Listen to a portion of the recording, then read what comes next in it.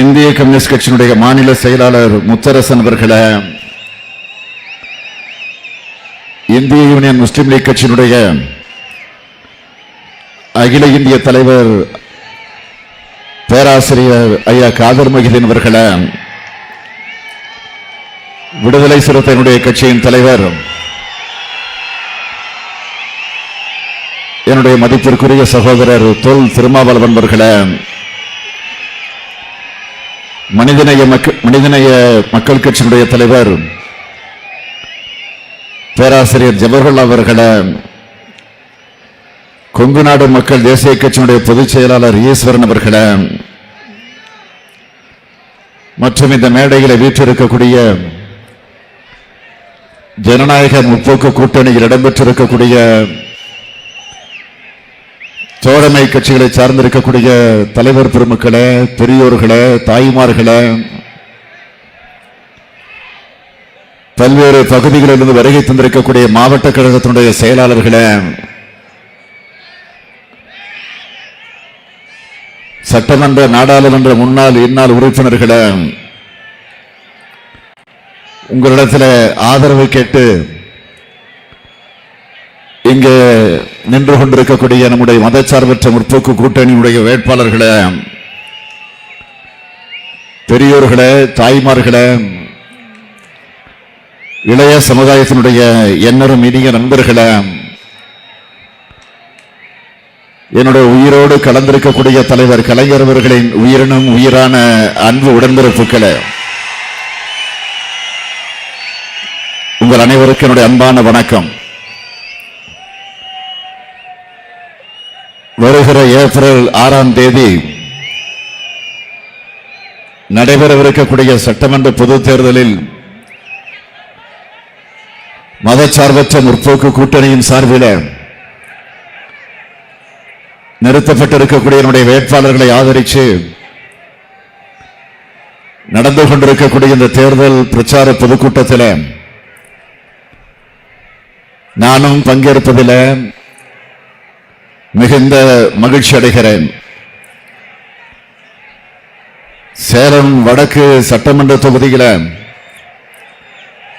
நம்முடைய கழக வேட்பாளர் ராஜேந்திரன் அவர்களுக்கு நீங்கள் எல்லாம் உதயசூரியன் சின்னத்தில், சேலம் மேற்கு சட்டமன்ற தொகுதியில் கழக வேட்பாளர் சேலத்தான்பட்டி ராஜேந்திரன் அவர்களுக்கு உதயசூரியன் சின்னத்தில், ஆத்தூர் சட்டமன்ற தொகுதியில கழக வேட்பாளர் சின்னத்துரை அவர்களுக்கு உதயசூரியன் சின்னத்தில், சேலம் தெற்கு சட்டமன்ற தொகுதியிலே கழக வேட்பாளர் சரவணன் அவர்களுக்கு உதயசூரியன் சின்னத்தில், கெங்கவெளி சட்டமன்ற தொகுதியிலே போட்டியிடக்கூடிய கழக வேட்பாளர் சகோதரி ரேகா பிரியதர்ஷினி அவர்களுக்கு உதயசூரியன் சின்னத்தில், எடப்பாடி சட்டமன்ற தொகுதியிலே கழக வேட்பாளராக சம்பத்குமார் அவர்களுக்கு உதயசூரியன் சின்னத்தில், சங்ககிரி சட்டமன்ற தொகுதியிலே கழக வேட்பாளர் KM ராஜேஷ்குமார் அவர்களுக்கு உதயசூரியன் சின்னத்தில், மேட்டூர் சட்டமன்ற தொகுதியிலே கழக வேட்பாளர் சீனிவாச பெருமாள் அவர்களுக்கு உதயசூரியன் சின்னத்தில், ஏற்காடு சட்டமன்ற தொகுதியிலே போட்டியிடக்கூடிய நம்முடைய வேட்பாளர் தமிழ்ச்செல்வன் அவர்களுக்கு உதயசூரியன் சின்னத்தில், வீரபாண்டி தொகுதியிலே போட்டியிடக்கூடிய நம்முடைய கழக வேட்பாளர் டாக்டர் AK தருண் அவர்களுக்கு உதயசூரியன் சின்னத்தில், ஓமலூர் சட்டமன்ற தொகுதியில் காங்கிரஸ் பேரியக்கத்தினுடைய அங்கீகாரம் பெற்ற வேட்பாளர் மோகன் குமாரமங்கலம் அவர்களுக்கு கை சின்னத்தில் ஆதரித்து ஒரு மிகப்பெரிய வெற்றியை நீங்கள் எல்லாம் தேடித்தர வேண்டும் என்று கேட்பதற்காக உங்களை நாடி தேடி வந்திருக்கிறேன். ஏதோ தேர்தலுக்காக மட்டும் உங்களை சந்திக்கிற ஸ்டாலின் இவன் அல்ல. எந்த நேரத்திலும் எந்த சூழ்நிலையிலும் எப்படிப்பட்ட நிலையிலும் உங்கள் வாழ்வில் ஏற்படக்கூடிய சுக துக்க நிகழ்ச்சிகளில் உரிமையோடு பங்கேற்கக்கூடியவன் தான் இந்த ஸ்டாலின் என்கிற அந்த உரிமையோடு உங்களிடத்தில் நான் ஓட்டு கேட்க வந்திருக்கிறேன். நம்முடைய மதச்சார்பற்ற முற்போக்கு கூட்டணி வேட்பாளருக்கு நான் ஆதரவு கேட்கிற அதே நேரத்தில் அவர்களுக்கு ஓட்டளிக்க வேண்டும் என்று உங்களிடத்தில் உரிமையோடு கேட்கிற அதே நேரத்தில் அவர்களுக்கு மட்டுமல்ல எனக்கும் உங்களிடத்தில் ஓட்டு கேட்க வந்திருக்கிறேன். எனக்கும் ஓட்டு கேட்க வந்திருக்கிறேன் என்று சொன்னால் அது உங்களுக்கு புரியும் என்று நான் நம்புகிறேன். நானும் முதலமைச்சர் வேட்பாளராக நிறுத்தப்பட்டிருக்கிறேன் என்பதை நீங்கள் மறந்துவிட முடியாது. ஆக இவர்கள் வெற்றி பெற்றால் தான் நான் முதலமைச்சராக போய் உட்கார முடியும்.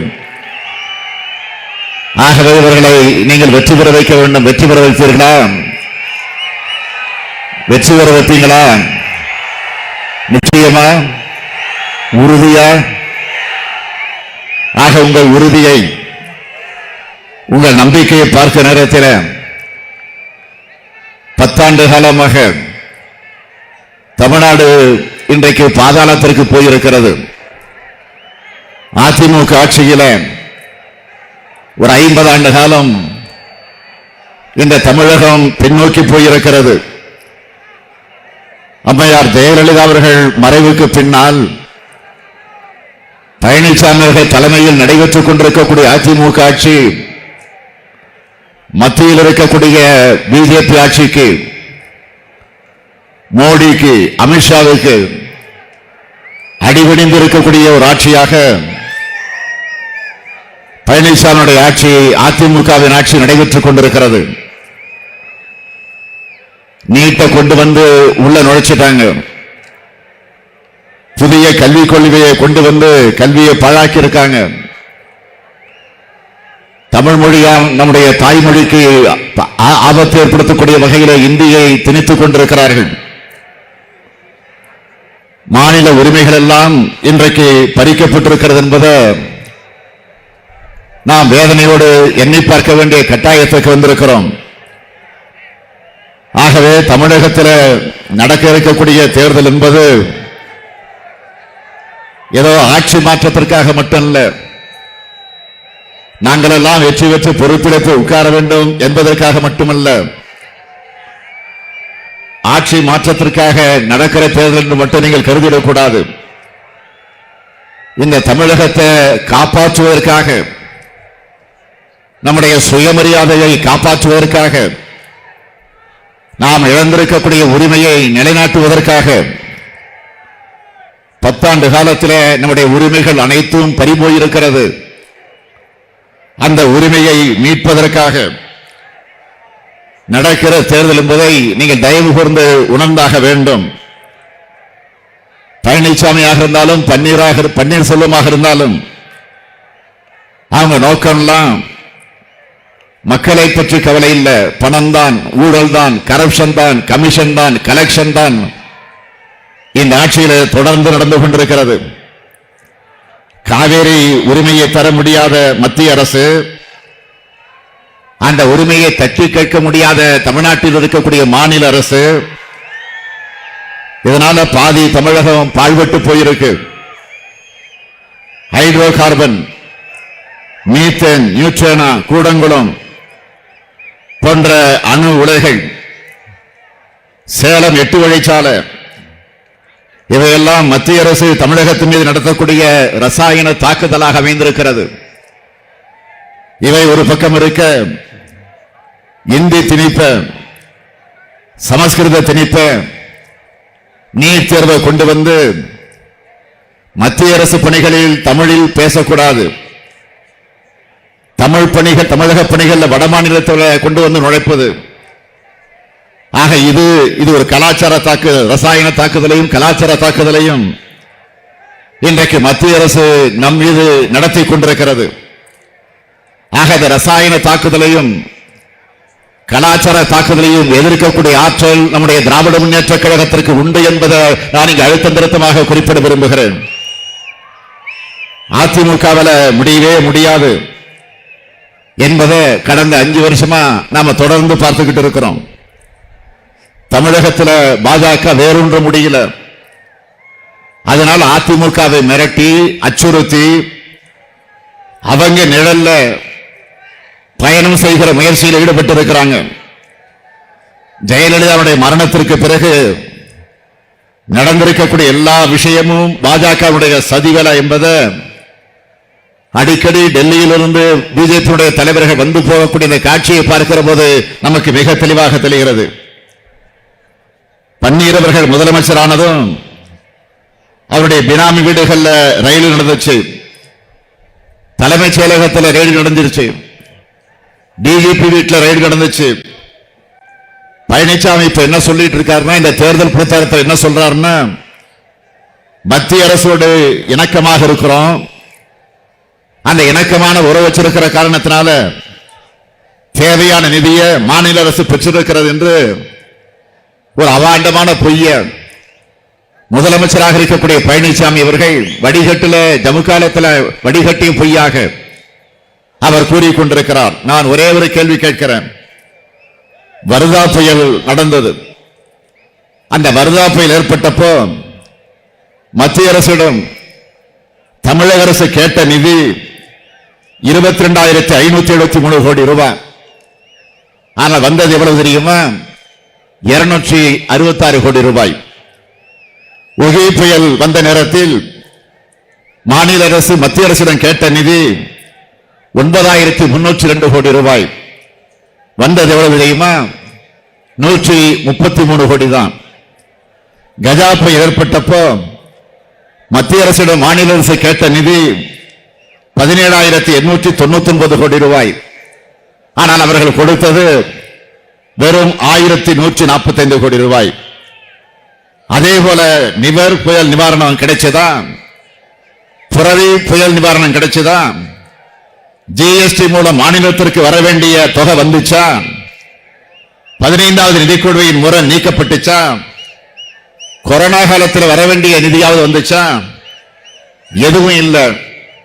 அப்புறம் எதுக்கு கூட்டணி என்ற கேள்வியைத்தான் நான் கேட்க விரும்புகிறேன்.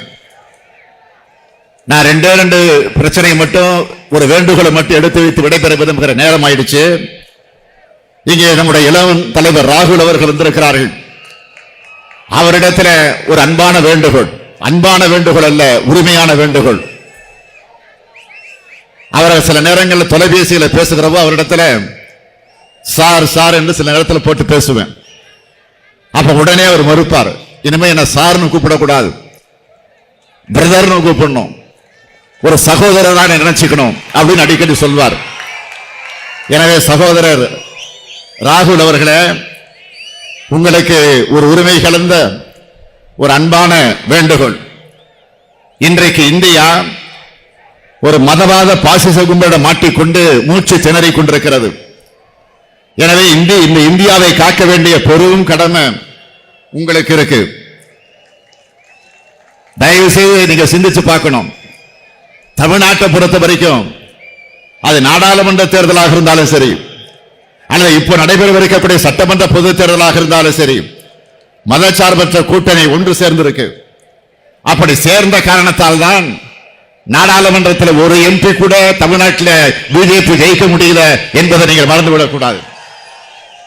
அதே போல சட்டமன்றத்தில் நடக்க இருக்கக்கூடிய தேர்தல் கருத்து கணிப்புகள் எல்லாம் தமிழ்நாட்டை பொறுத்த வரைக்கும் பிஜேபி வாஷ் அவுட் என்ற நிலைதான் நிச்சயம் வரப்போகுது.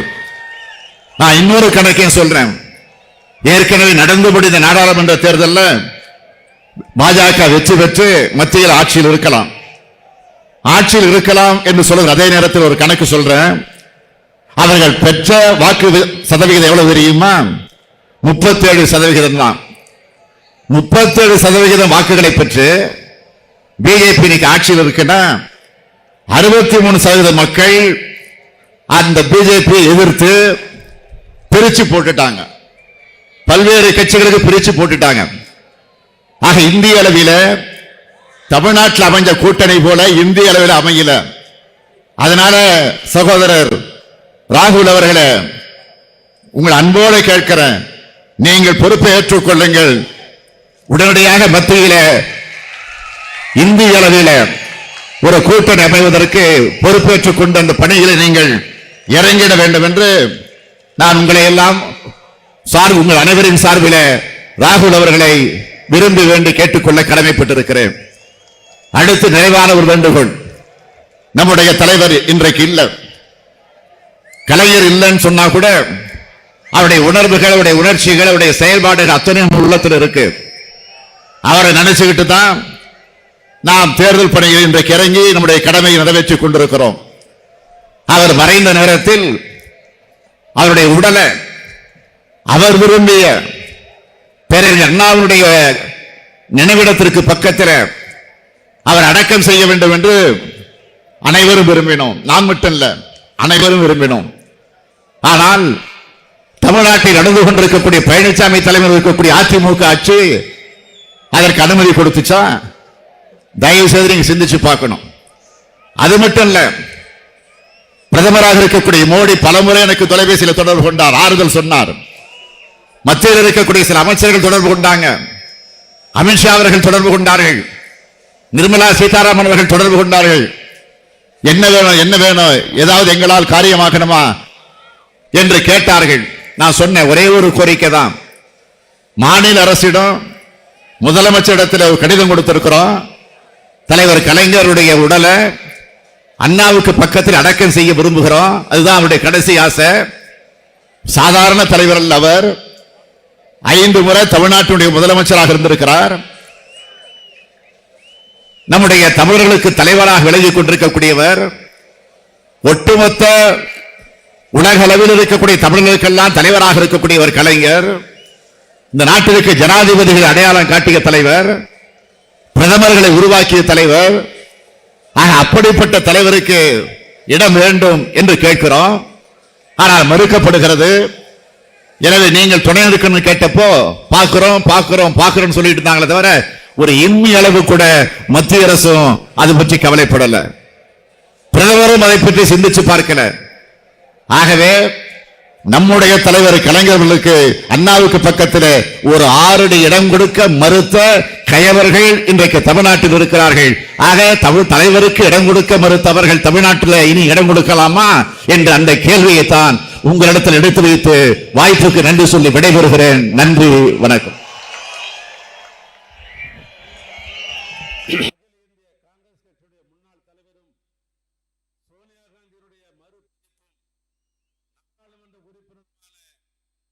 இந்தியாவின் இளம் தலைவர் ராகுல் காந்தி அவர்கள் சிறப்புரை நிகழ்த்துவார்கள்.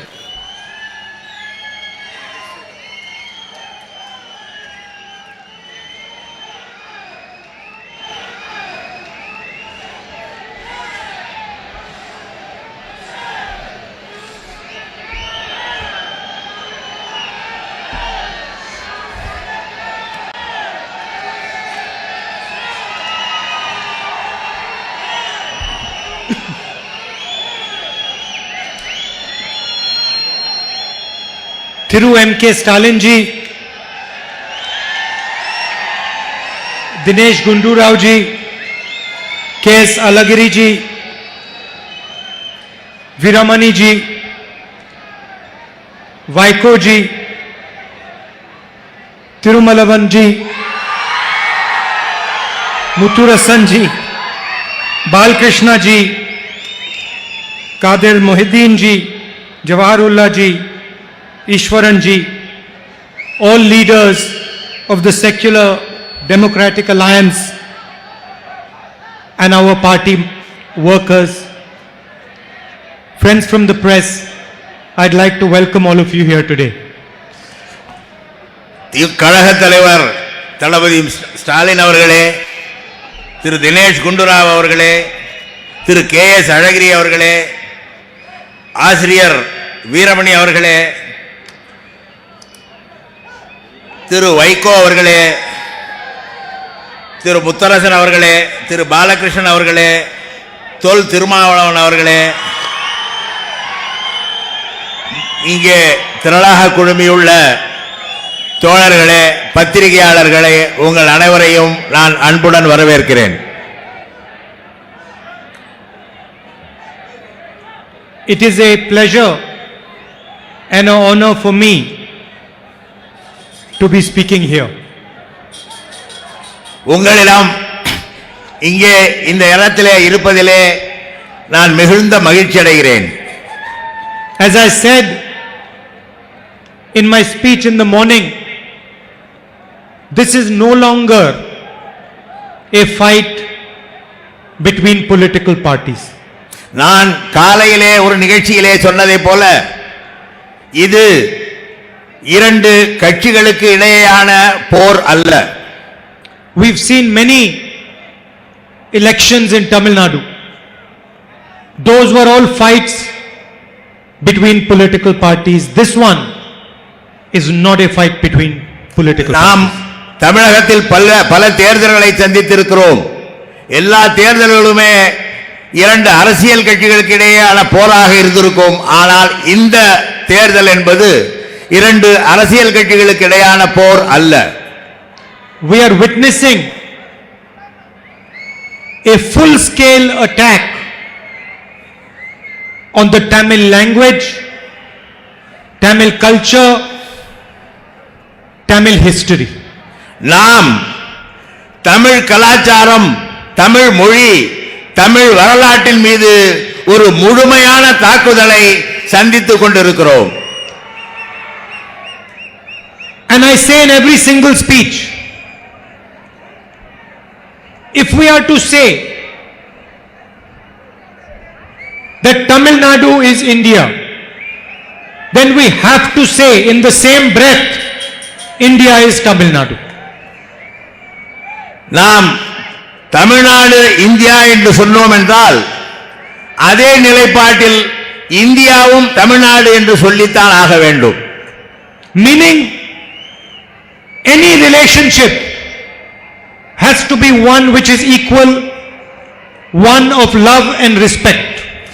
அதன் பொருள் என்னவென்றால் எந்த ஒரு உறவும் சமநிலையிலே இருக்க வேண்டும். அன்பும் மரியாதையும் ஒருவருக்கொருவர் செலுத்திக் கொள்ளக்கூடிய வகையிலே அமைந்திருக்க வேண்டும். India is a union of states, a union of languages, a union of traditions, a union of religions. India என்பது பல்வேறு மாநிலங்களின் ஒருங்கிணைப்பு, பல்வேறு மொழிகளின் ஒருங்கிணைப்பு, பல்வேறு பண்பாடுகளின் ஒருங்கிணைப்பு, பல்வேறு மதங்களின் ஒருங்கிணைப்பாக விளங்கக்கூடிய ஒன்றாகும். No one idea is superior. எந்த ஒரு சிந்தனையும் ஒன்றை விட உயர்ந்தது என்று சொல்லிவிட முடியாது. No one language is superior. எந்த ஒரு மொழியும் இன்னொரு மொழியை விட உயர்ந்தது என்று யாரும் மாறுதட்டி கொள்ள முடியாது. No tradition is superior. எந்த பண்பாடும் கலாச்சாரமும் ஒன்றை விட ஒன்று உயர்ந்ததாக அமைய முடியாது. They are all equally important for our country. இந்த நாட்டிற்கு நாம் அனைவருமே ஒரே விதமான முக்கியத்துவம் வாய்ந்தவர்களாக விளங்குகிறோம். So I said to you, this is an attack on Tamil Nadu, Tamil culture, but it is also an attack on the idea of India as we know it. நான் இது இன்றைக்கு தமிழ் பண்பாடு மற்றும் தமிழின் மொழியின் மீதான தாக்குதல் என்று சொல்லும் பொழுது ஒன்றுபட்ட இந்தியா என்ற அந்த சிந்தனையின் மீதான தாக்குதலாகவே நான் இதை பார்க்கிறேன். An India that treats Tamil people with disrespect is not India. தமிழர்களை மதிக்காத ஒரு இந்தியா என்பது இந்தியாவாக இருக்க முடியாது. But India that treats Bengali people with disrespect is not India. மேற்கு வங்காள மக்களை மதிக்காத ஒரு இந்தியா என்பது இந்தியாவாகவே இருக்க முடியாது. An India that tries to impose one idea is not the India that I believe in. இந்தியாவை ஒற்றை சிந்தனைக்கு தள்ளிவிடும் முயற்சியும் இந்தியாவுக்கு உரிமையானது அல்ல. For me, all ideas make India. என்னை பொறுத்தவரை எல்லா சித்தாந்தங்களும் அனைத்து சித்தாந்தங்களும் தான் இந்தியாவை உருவாக்கி இருக்கிறது. All languages make India. அனைத்து மொழிகளும் தான் இந்தியாவை உருவாக்கி இருக்கிறது. All states, all traditions, all religions make India. அனைத்து பண்பாடும் அனைத்து மொழிகளும் அனைத்து பழக்க வழக்கங்களும் தான் இந்தியாவை உருவாக்கி இருக்கிறது. And I refuse to accept that there is one idea that defines India. நான் ஒற்றை சிந்தனை இந்தியாவினுடைய சிந்தனை என்பதை நான் ஒப்புக்கொள்ள மறுக்கிறேன். That is why I am standing here today. அதனாலே தான் நான் இங்கே உங்கள் முன்னாலே நின்று கொண்டிருக்கிறேன். I am not just defending Tamil language, Tamil culture, Tamil history like Stalinji and others on the stage. நான் தலைவர் ஸ்டாலின் அவர்களும் மற்றவர்களும் இந்த மேடையிலே இருக்கும் மற்றவர்களைப் போல தமிழ் ஒற்றை தமிழுக்காக ஒற்றை தமிழ் இலக்கியத்திற்காக இந்த மேடையிலே நான் நிற்கவில்லை. On one side, we are defending Tamil ideas.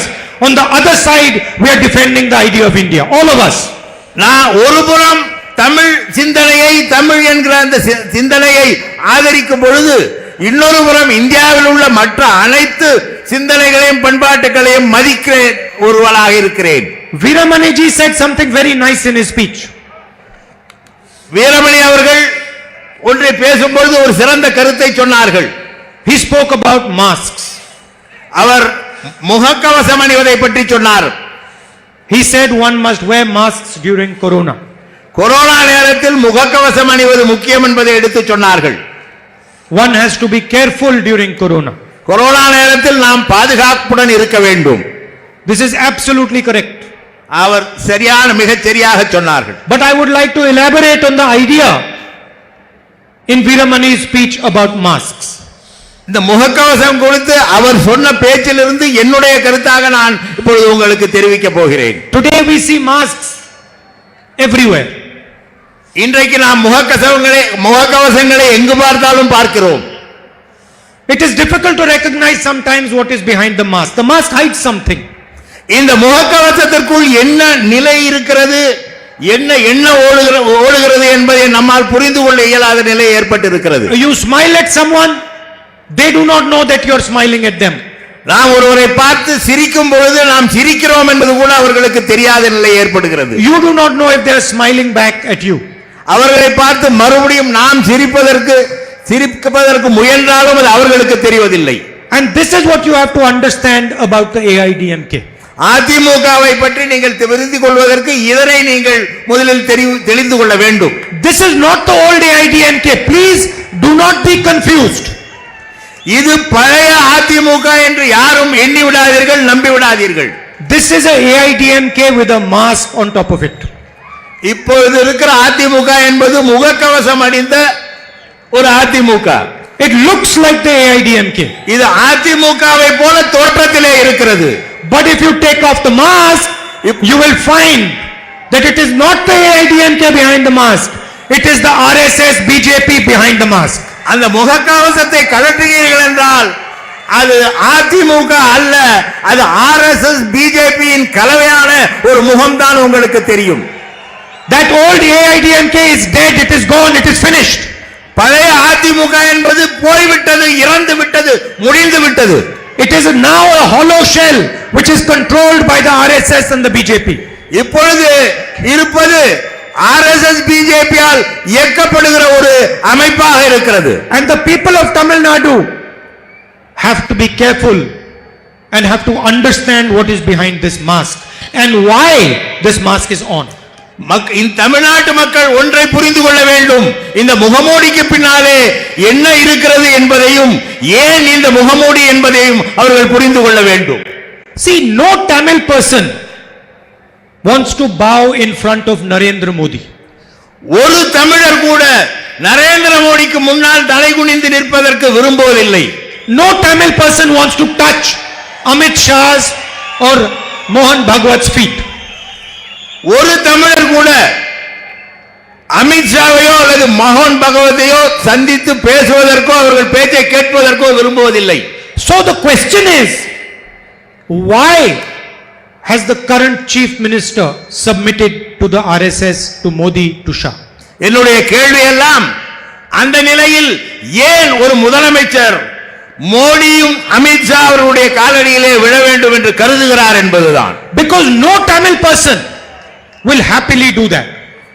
ஏனென்றால் ஒரு தமிழர் கூட அந்த செயலில் மகிழ்ச்சியுடன் இறங்க மாட்டார்கள். It is against his culture, against his tradition. இது நம்முடைய பண்பாட்டுக்கும் நம்முடைய நடைமுறைக்கும் எதிரான ஒன்று. The chief minister of Tamil Nadu does not want to bow in front of Modi. He has to bow in front of Modi.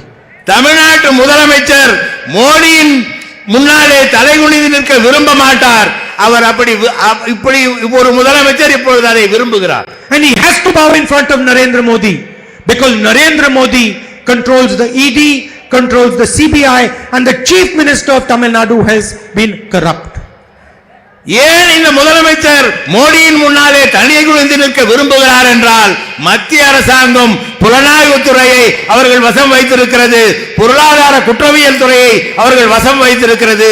இவர் தவறு செய்திருக்கிறார், தன்னை காப்பாற்றிக் கொள்ள அவர் முன்னாலே தலை குனிந்து நிற்கிறார். He has no choice but to bow in front of Narendra Modi. அவர் நரேந்திர மோடிக்கு முன்னால் தலை குனிந்து நிற்பதை தவிர அவருக்கு வேற எந்த வாய்ப்பும் இல்லை. He has to bow in front of him. அவர் முன்னாலே தலை குனிந்துதான் நின்றாக வேண்டும் என்ற நிலையிலே இருக்கிறார். But remember, he is not paying the price for that surrender. ஆனால் ஒன்றை தெரிந்து கொள்ள வேண்டும், அவர் அந்த தலைகுனிவு நிற்பதற்கான விலையை அவர் கொடுத்தாக வேண்டும். Every time you see him on the stage with the Prime Minister, with Amit Shah, remember, he is not paying the price. ஒவ்வொரு முறையும் அமித்ஷா முன்னிலையிலும் மோடி முன்னிலையிலும் தலைகுனிந்து மேடையிலே முதலமைச்சர் நிற்கும் பொழுது அதற்கான விலையை அவர் கொடுக்கவில்லை. Every time he bows his head in front of them, remember, you are paying the price. அவர் ஒவ்வொரு முறையும் இவர்கள் முன்னாலே தலைகுனிந்து நிற்கும் பொழுது நினைவில் வைத்துக் கொள்ளுங்கள், நீங்கள் அதற்கான விலையை கொடுத்துக் கொண்டிருக்கிறீர்கள் And பொதுமக்களே. you are paying a huge price. நீங்கள் ஒரு மிக பெரிய விலையை, மிக அதிகமான விலையை கொடுக்கிறீர்கள். First of all, your beloved language, your beloved culture, your beloved history is under attack. முதலில் நீங்கள் கொடுக்கிற விலை உங்களுக்கு விருப்பமான உங்கள் உயர்ந்த தாய்மொழி, உங்களுடைய மிக உயர்ந்த பண்பாடு, உங்களுடைய மரபு வழியிலே வந்துகின்ற பழக்க வழக்கங்கள், இவற்றை நீங்கள் விலையாக கொடுக்கிறீர்கள். Your chief minister does not say anything. உங்கள் முதலமைச்சர் அதை சொல்வதில்லை. The man who was chosen to protect Tamil culture, Tamil language, Tamil history does not say anything. He keeps quiet. எந்த ஒரு மனிதன் தமிழ் பண்பாட்டையும் தமிழர் வரலாற்றையும் தமிழர் மொழியையும் காப்பாற்ற வேண்டிய பொறுப்பிலே இருக்கிறாரோ அவர் அதை பற்றி கவலைப்படுவதில்லை. Your biggest strength is small and medium businesses. உங்களுடைய மிகப்பெரிய வலிமை என்பது சிறு குறு தொழில்கள். You are the manufacturing capital of this country. இந்த நாட்டின் உற்பத்தி தலைநகராக விளங்குவது தமிழ்நாடு, அதற்கு உரிமையாளர்கள் நீங்கள். Cars that are driven across the country are made in Tamil Nadu. பல்வேறு பொருள்கள், சிறு குறு பொருள்கள், நாடு முழுவதற்கும் இன்றைக்கு விநியோகமாகும் பொருள்கள் தமிழ்நாட்டிலே உற்பத்தியாகிற பொருள்கள். The whole nation moves because you allow it to. இந்த நாடே நீங்கள் அனுமதித்த காரணத்தினாலே தான் இயங்கிக் கொண்டிருக்கிறது. When an ambulance carries a dying person to the hospital, Tamil Nadu allowed that person to go in the ambulance. You made the ambulance. ஒரு நோயாளி மரணப்படுக்கையிலே இருக்கிற நோயாளி மருத்துவமனைக்கு ஒரு ஆம்புலன்ஸ் வாகனத்திலே செல்கிறார் என்றால் அதற்கு அனுமதித்தது தமிழ்நாடு. காரணம், ஆம்புலன்ஸ் வாகனங்களை தயாரிப்பது Tamil Nadu. Demonetization, GST were both an attack on Tamil innovation, on Tamil manufacturing. GST வரியும் பணமதிப்பிழப்பும் இருபுறமான தாக்குதல்கள் தமிழ்நாட்டில் சிறு குறு தொழில்கள், தமிழ்நாட்டின் உற்பத்தியாளர்களுக்கு இழைக்கப்பட்ட மிகப்பெரிய தாக்குதல்கள். Millions of people in this state lost their livelihood, lost their economic future, lost their jobs. The chief minister did not say one word. லட்சக்கணக்கானவர்கள் தங்களுடைய வேலை வாய்ப்பை இழந்திருக்கிறார்கள், தங்களுடைய வாழ்க்கையை இழந்திருக்கிறார்கள் இந்த GST மற்றும் பணமதிப்பிழப்பு நடவடிக்கையால். He did not say to Narendra Modi, what have you done? இந்த முதலமைச்சர் நரேந்திர மோடியிடம் போய் நீங்கள் ஏன் இதை செய்தீர்கள் என்று கேட்க மாட்டார். Why have you wounded Tamil Nadu? ஏன் இப்படி தமிழ்நாட்டிற்கு ஒரு காயத்தை உண்டாக்கி இருக்கிறீர்கள் என்று கேட்க மாட்டார். 3 farm laws are passed. They are designed to steal from Indian farmers, from Tamil farmers. Nothing, not a word.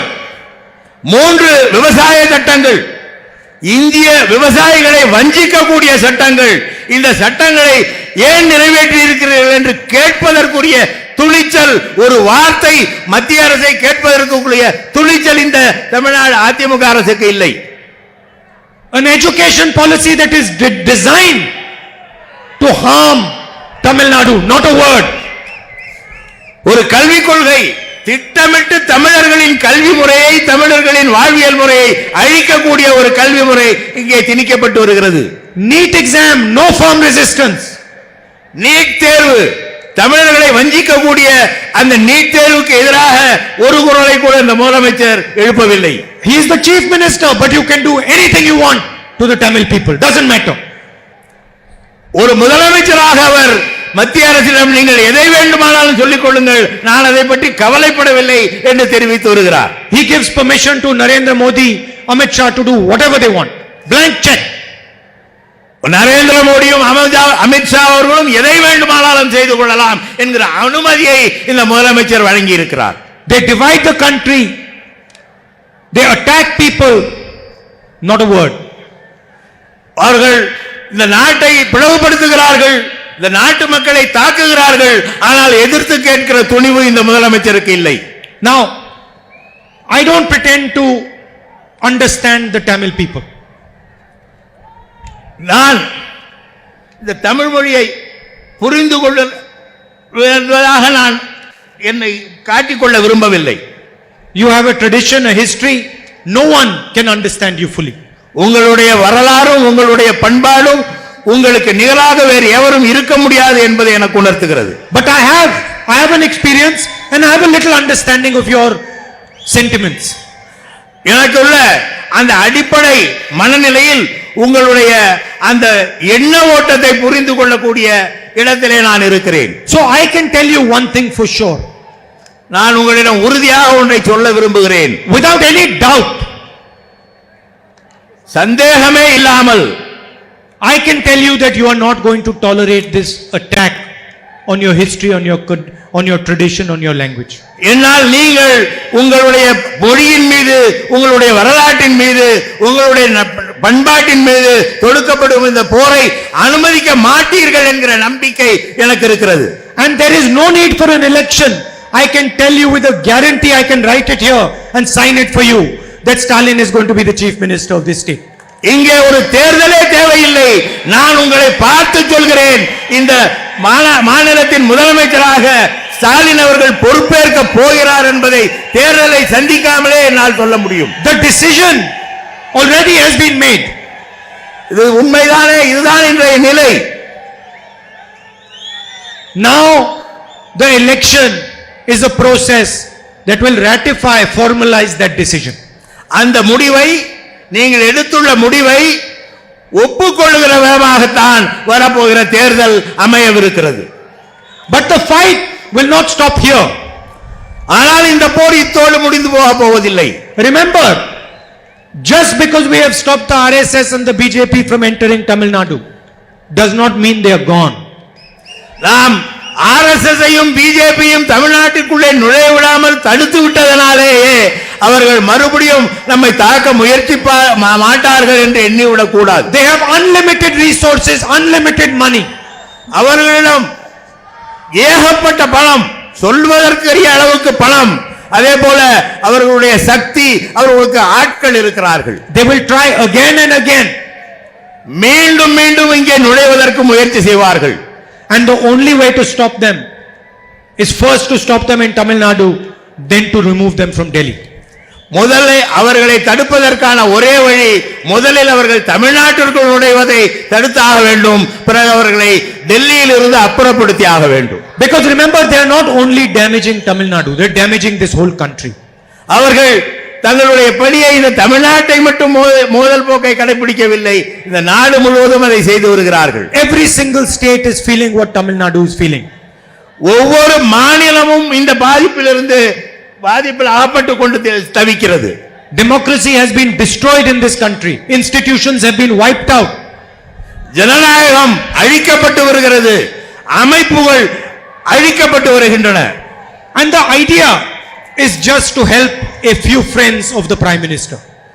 அதற்கெல்லாம் காரணம் அவர்களுடைய எண்ணம் என்னவென்றால், தங்களுடைய ஒரு சில நண்பர்களுக்கு உதவி செய்வது மட்டுமே அவர்களுடைய எண்ணமாக இருக்கிறது. So at the end it is only a matter of money for them.